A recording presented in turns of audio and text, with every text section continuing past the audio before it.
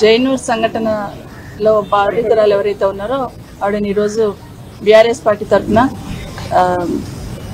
పరామర్శించడం జరిగింది. ఏ సంఘటన అయితే జరిగిందో నిజంగా సంఘటన బాధాకరం, అందరం కూడా ఖండించాల్సిన సంఘటన.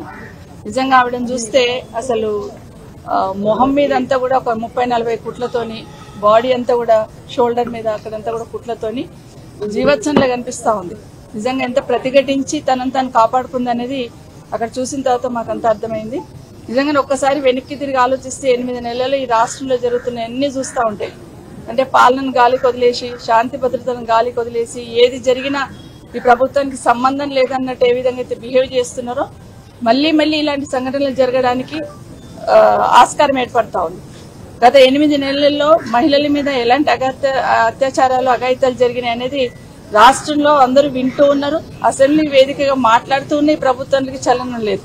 దాదాపుగా 1800 పైచిలకు సంఘటనలు మహిళల పట్ల జరిగిన సంఘటనలు చూస్తున్నాం.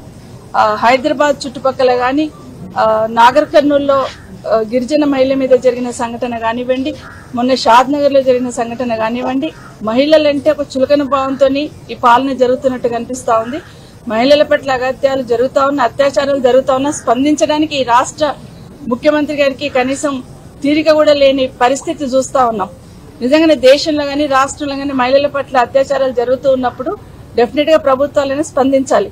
కానీ మన రాష్ట్రంలో ముఖ్యమంత్రి గారు ఇన్ని సంఘటనలు జరిగినా, హైదరాబాద్ లో ఆర్టీసీ బస్ లో మహిళల మీద అత్యాచారం జరిగినా పట్టించుకునే వాళ్ళు లేరు. మహిళల మీద సామూహిక అత్యాచారాలు జరుగుతున్నా పట్టించుకునే వాళ్ళు లేరు. తల్లి పక్కన పడుకున్న చిన్నారి మీద, 6 సంవత్సరాల చిన్నారి మీద అత్యాచారం జరిగినా అడిగే నాదుడు లేకుండా అయిపోయింది. ఒకప్పుడు హైదరాబాద్ లో మహిళలకి భరోసాతో, భద్రత ఉండేటట్టు షీ టీమ్స్ లాంటివి ఏర్పాటు చేసి హైదరాబాద్ లో ఉంటే శాంతి భద్రతలతో పాటు మహిళలకు భరోసా ఉంటుందని ఆ రోజు ఆనాటి ముఖ్యమంత్రి కేసీఆర్ గారు తీసుకున్న స్టెప్స్ తోని హైదరాబాద్ అంటే ఒక భరోసా, భద్రత ఉందని ఉండేది. కానీ ఈ రోజు హైదరాబాద్ లో ఎక్కడ ఏం జరుగుతుందో, బయటికి పోయిన మహిళ క్షేమంగా ఇంటికి వస్తుందా లేదా, బయటికి పోయిన ఆడబిడ్డలు క్షేమంగా ఇంటికి వస్తారా లేదా అని ఒక భయంతో ఈ రోజు ఈ రాష్ట్రంలో భయానక పరిస్థితులు నెలకొన్న సందర్భాన్ని చూస్తున్నాం. ఈ రోజు ఆ మహిళను మనము జైనూర్ సంఘటనలు జరిగిన వీళ్ళ మదర్ని ఏదైతే చూస్తున్నామో నిజంగా చాలా బాధ అనిపిస్తా ఉంది.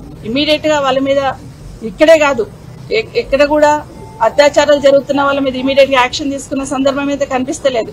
ప్రతిసారి అడుగుతూ ఉన్నాం, మహిళల మీద ఇలాంటి సంఘటనలు జరిగినప్పుడు ఫాస్ట్ ట్రాక్ కోర్ట్స్ ఏర్పాటు చేయండి, అలాంటి వాళ్ళకి శిక్ష ఇమీడియట్ గా పడేటట్టు చూస్తే మిగతా వాళ్ళకు ఒక భయం అనేది ఉంటుందంటే కనీసం దాని మీద రివ్యూ చేసే సమయం ముఖ్యమంత్రి గారికి లేదు. దాని మీద నిర్ణయం తీసుకోవాలనే ఆలోచన కూడా ముఖ్యమంత్రి గారికి లేనట్టు కనిపిస్తుంది. ఒకటి మాకు అర్థమవుతుంది అంటే మహిళలంటే చులకన భావంతో చూస్తుంది ప్రభుత్వం అనేది స్పష్టంగా అర్థమవుతుంది. ఇప్పటికైనా ఏ మూల చూసినా ఏదో ఒక సంఘటన జరుగుతుంది. ముఖ్యమంత్రి గారు ఇప్పటికైనా మీరు కళ్ళు తెరిచి రివ్యూ చేసి ఇలాంటి సంఘటనలు పునరావృతం కాకుండా నిర్ణయం తీసుకోవాలని డిమాండ్ చేస్తా ఉన్నాం.